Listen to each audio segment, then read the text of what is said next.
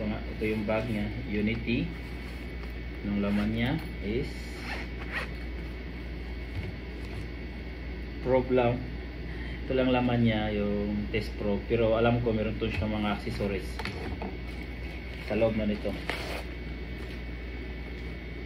Ito guys, oh, 61 UT61 Plus series. Bakit 61 Plus? Ang binili ko 61E Plus. Ito guys, 61E Plus, ito yung binili ko.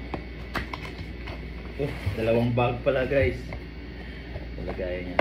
May bag na dito. Tama, may isang Unity rin ako. Ito naman yung bag niya. Oh. Manual niya. Pag natin ito basahin, doon na lang pag dito mga kaintindi. Oh my God, very nice. Ito yung converted niya guys, converter na probe, test probe. Hindi ka nagagamit kung magre-reading ka ng mga resistor, transistor. Ito naman yung sa USB, sa data papuntang computer. Makikita mo lahat ng history ng sa multimeter mo. Makikita mo dun sa computer yung history.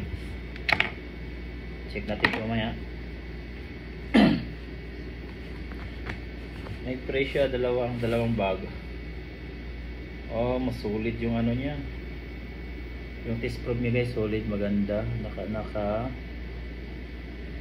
top 100 volts, 600 volts. 16.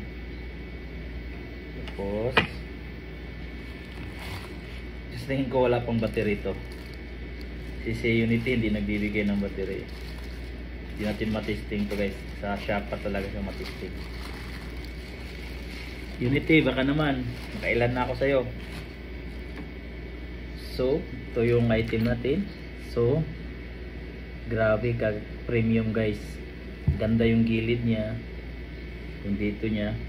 Ito yung NCB niya sa non-contact voltage. May na siya dito, yung pad nilalagay. Kaya natin i-on natin kung may battery ba siya. Oh, wala guys. Mapi battery guys, mapi. So, bukas pa talaga natin ito matitesting ng lahat ng resistance, diode, capacitance, amperes, milliamperes, temperature. Bukas na natin ito, malaki ito guys. Ang size nito